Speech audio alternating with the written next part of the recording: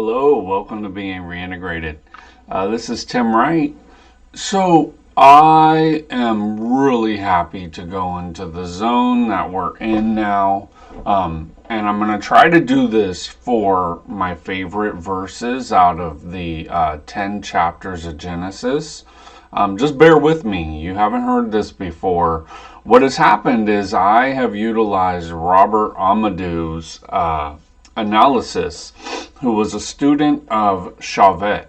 Now, you'll have to listen to his lecture to figure all this stuff out. But the long and short of it essentially is that Amadou was Chauvet's student. Chauvet studied Stanislaw de Gaida and Fabre-Olivet to actually come up with a method of understanding Genesis. Well, he published that. He didn't publish it, but he gave a lecture on it, which I've translated to English, studied, and now have created privately the first chapter of analysis of Genesis based on Chauvet's method as explained by Amadou. So it's pretty nerdy. I used AI to create something amazing, and it's not AI telling me how great I am. This is just using AI as a tool and not as a psychological mirror to tell me, I'm awesome or whatever. Anyway, I already know I'm awesome. I'm doing this, and maybe nothing else in life has been done properly, but this is something that we could have only dreamed of doing.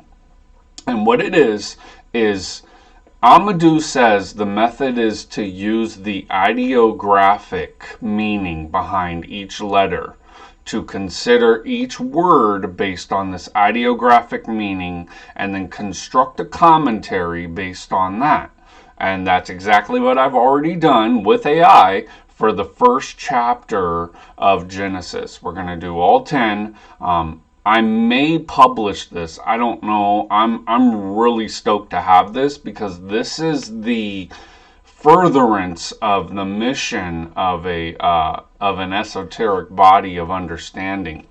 We've never had this before, so I love the chaos stuff. I'm not a chaos magician. Don't try to figure me out. It's not going to work. I just love the fact that chaos is an unego-tampered state. So you have chaos, and then you're able to just experience that energetic movement without trying to put the mind on it to contain it. So this is the verse, I believe it's 1-2. I only did the first chapter so far. It was an experiment. So what I have is I have the Hebrew translation, transliteration, and then the esoteric commentary of each word. And the English is, "And the earth was formless and void, and darkness was over the face of the deep, and the Spirit of God was hovering over the face of the waters." How fun is it just to even say that? But I broke it down to Hebrew. And there's more. Obviously, Amadou did a hell of a job. He was a student of Chauvet, but I wanted to get a book that I could study. And I think we've done that. So, the esoteric meaning, according to the ideographic words that are there in that verse, are, "And the earth."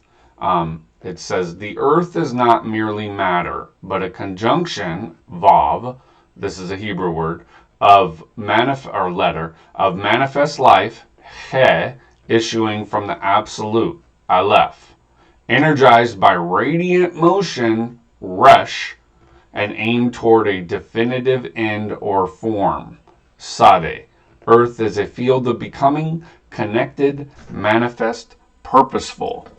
That is so cool. That's just one word. That's Vahaaretz, and that's earth.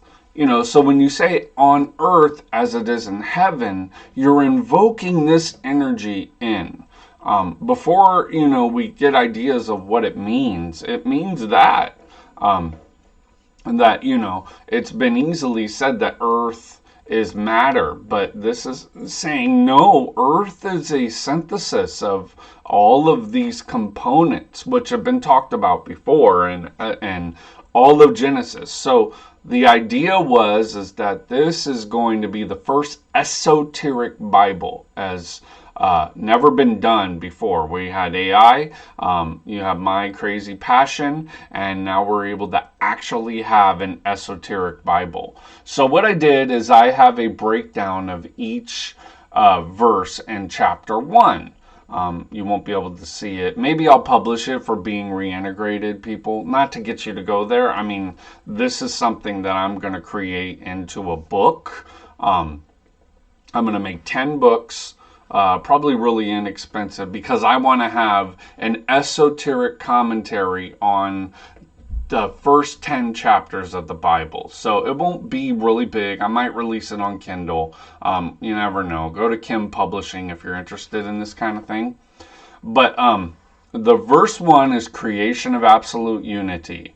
Verse 2 is the primordial chaos and spirit. Verse 3 is the creation of light. Verse 4, separation of light and darkness. Verse 5, establishment of day and night. Verse 6, creation of the firmament. Verse 7, division of waters. Verse 8, naming of the firmament. 9, gathering of waters, emergence of dry land. 10, naming of earth and seas. 11, creation of vegetation. 12, plants bearing seed and fruit. 13, completion of the third day. 14, creation of celestial lights. 15, purpose of the lights. 16, creation of greater and lesser lights. 17, setting lights in the firmament. 18, governance of light and darkness. 19, completion of the fourth day. So, I mean, on and on and on. I mean, I could read it, but I'm not sure how much this like introductory thing will be for people. But blessing and command to multiply on verse 22. I'm kind of interested in that, because as you know, Saint Martin did a treatise on blessings. So, you can go ahead and read that. I'm gonna read it for you guys. I mean, it's so cool. I've never ever seen something like this done. It's just not available, and I'm going to make it available, at least for my people. I don't know if the Martinist community as a whole wants to see something like this. You know, it's not my concern if people receive it well. It's never been done. This kind of analysis of Genesis has never been done. There's never been a full esoteric presentation, partly because it's exhausting. I mean, to go every word and to use every letter in that word to build your understanding of the esotericism, it doesn't go to the common language of, God is this amazing, cosmocrator, and that's all I need to know about God, kind of thing. So, here's number 122, which is, and God blessed them, saying, be fruitful and multiply, and fill the waters and the seas, and let the birds multiply on the earth. Blessed is vayevarik, and it means blessing as a connected vav, created force, yod, housed in radiant cause, beth, dash resh, and compressed power, the potent divine empowerment activating generative power. So you see that that's not some idea of some patriarchal thing. I mean, yeah, you do have a little bit of patriarchy, not patriarchy, but masculine energy. And that's the difference. We need to change from looking at all masculine things as patriarchal to just masculine. There's nothing wrong with that. So here, this is a non-gender based masculinity, just strength of the creative force, the radiant cause, or housed in the radiant cause. So Beth being a radiant cause is just so much better than being the receptacle, the vessel for getting all of what the powerful God is giving. That's not it at all. It's a radiant cause. Compressed power. That's the final cough. And the potent divine empowerment activating generative power. So I love this. This is what blessing means. It's profound in the sense that we're able to talk about it, but I mean, this is what you do when you bless. So it's so important to have this understanding. Even when you say things like thank you, that's a blessing. There's a form of blessing in pretty much all of words, but this just goes to show that whenever you use a word with these letters in it, and I could do gematria, but I'm not going to. Chauvet's method is not gematria based, but that helps you see the letters that are, it's like a lexicon. It's a numerical lexicon. It's not meant to be esoteric. It's meant to be like, okay, you're looking for a word like vavarech. And I'm sorry if I said it wrong. I'm not Hebrew. I can't speak the language. But I can read it, and it says Vav, Yod, Bet, Resh, and Kaf final. If you can find a word that matches that gematria, most likely you're going to see similarities and similes of blessing verses in, the Judeo-Christian Bible. It's so profound that we even have these kind of tools available. But that's one thing, to look at blessing as this particular idea. That's what it means. Before it got turned and warped into its own idea of what it does, this is what blessing was. And it's a profound, profound concept. That there's a creative force and a radiant cause. So that's a double causal nature of God. That's not a, projecting masculine into a receptive feminine. Sure, maybe God, had some self-introspection and said, hey, I'm going to make my male thoughts, masculine thoughts, into my feminine contemplative nature, and I'm going to eat those thoughts up, and, whatever it is. But it's not gender. This has nothing to do with gender.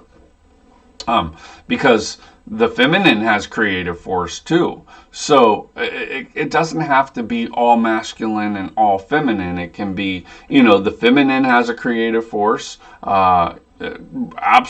You ever seen a mom create harmony in a household? You ever seen a woman create industries? I've seen them. I came from California. Lots and lots of powerful, creative females that have a feminine creative force. So this isn't to talk about, one gender over another, which you usually get in Kabbalistic analysis.